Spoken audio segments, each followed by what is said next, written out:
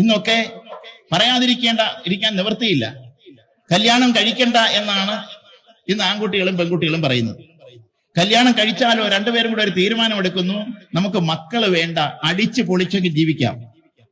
ഇത് ഭാരതത്തിൽ അങ്ങോളം ഇങ്ങോളം സഞ്ചരിച്ച് എനിക്ക് കാണാൻ കഴിഞ്ഞിട്ടുള്ള ദയനീയമായ അവസ്ഥയാണ്. ഭാരതത്തിന് പുറത്ത് അമേരിക്കയിലും കാനഡയിലും മറ്റു പ്രദേശങ്ങളിലും ഒക്കെ ഞാൻ കണ്ടിട്ടുണ്ട് ഇതേ അവസ്ഥ. മക്കള് വേണ്ട, അടിച്ചു പൊളിച്ച് ജീവിക്കാം. എത്ര വയസ്സ് വരെ അടിച്ചു പൊളിക്കും? ഒരു 40 വയസ്സ് വരെ, 45 വയസ്സ് വരെ. അപ്പോഴാണ് ഒരു കുഞ്ഞു വേണമെന്ന് ആഗ്രഹം ഉണ്ടാകുന്നത്. പിന്നെ കുഞ്ഞുണ്ടായതും വരില്ല.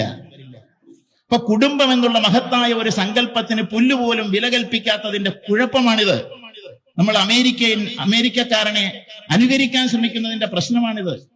പാശ്ചാത്യ പരിഷ്കാരത്തെ നമ്മൾ ആശ്ലേഷിക്കാൻ ശ്രമിക്കുന്നതിന്റെ പ്രശ്നമാണിത്.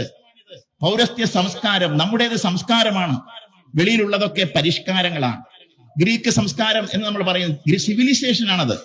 Greek civilisation, Greek, Mesopotamian, Sumerian, Babylonian, Egyptian എന്നൊക്കെ പറയുന്ന സംസ്കാരം എന്ന പദത്തിന് അർഹതയുള്ളതല്ല. അത് പരിഷ്കാരം എന്നുള്ളതിനാണ്.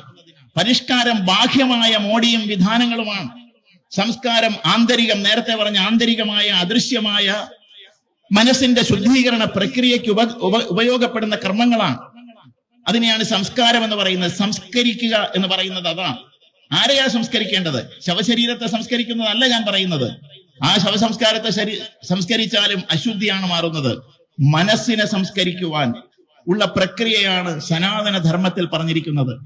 അത് കോവിഡ് ആണെന്നും അല്ലെ, കൊറോണയാണെന്നും അത് ബാക്ടീരിയ ആണെന്നും ഒക്കെ പറഞ്ഞവർ ഈ രാജ്യത്ത് ഇന്നുമുണ്ട്. പക്ഷേ ഇതിന്റെയൊക്കെ ശാസ്ത്രം നമുക്ക് അറിഞ്ഞുകൂടാത്തത് കൊണ്ടും അതിനെ ഗൗരവമായി ചിന്തിച്ച് നമ്മൾ കണക്കിലെടുക്കാത്തത് കൊണ്ടുമാണ് നമുക്ക് ഈ പ്രശ്നം വരുന്നത്.